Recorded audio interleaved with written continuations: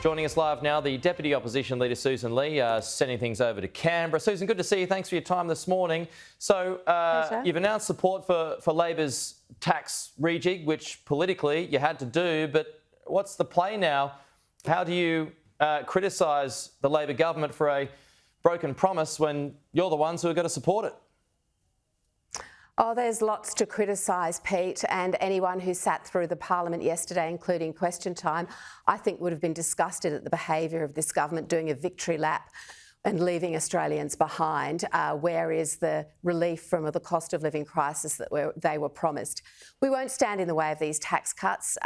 We made that clear yesterday, but we also made clear that we will bring policy that deals with tax reform in this country, addresses bracket creep and locks in and backs the aspiration of Australians by the next election. So you wouldn't obviously expect me to tell you what that is right now, but I do want your viewers to know that while we won't stand in the way of this cost of living relief, we do know how much Australians are hurting right now.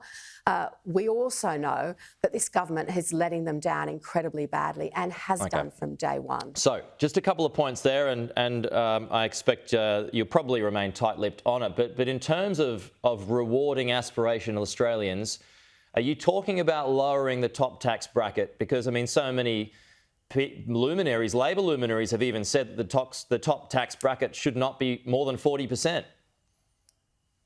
Pete, you wouldn't expect me to pull out one ingredient. But is that an idea? But is that an idea that's being considered?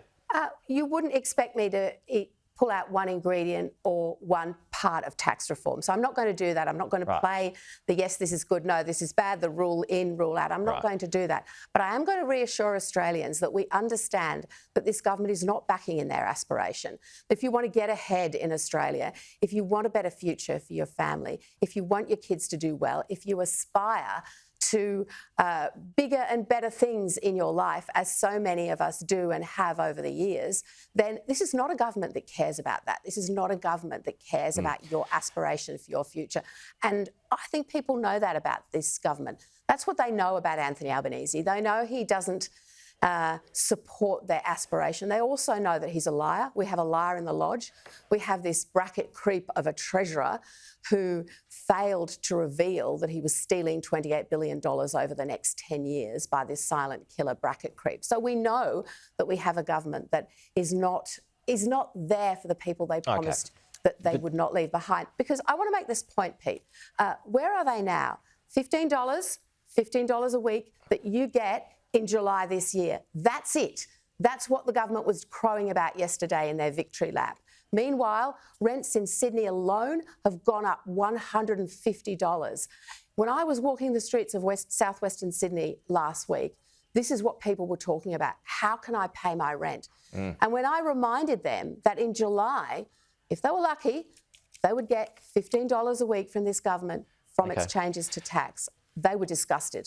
I do love a prop, Sussan, but I just have one more question. I know you want to address bracket creep, but to do that, you're going to have to change the tax brackets, yeah?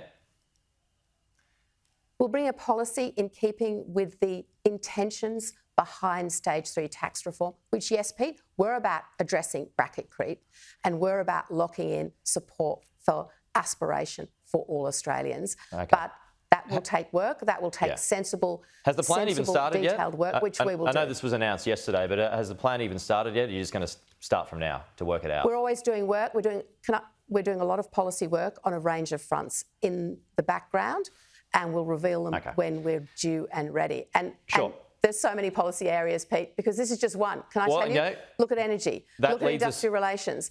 Look at my own portfolio of industry.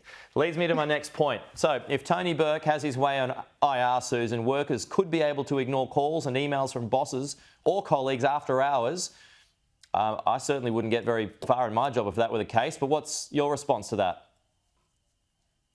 Well, it's one component that he's trying to present to the Australian people and get sympathy without properly explaining the full range of his policies. Now, I believe that between employers and workers, you work these things out. You talk about them.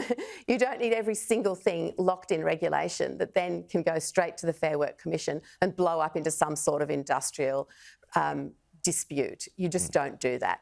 The broad push of Tony Burke's industrial relations changes is bad for workers and it's bad for employers, and it's absolutely shocking for the economy. And you only had to talk to independent contractors, as I was last night in the building industry, and hear how they, again, aspiring tradies, they get up at 5 o'clock in the morning, they get in their utes, they go to building sites, they work incredibly hard, and they don't understand why this government is going to reach out into their workplace and demand certain things and certain arrangements that have suited them and the people they work with for years and are actually paying well.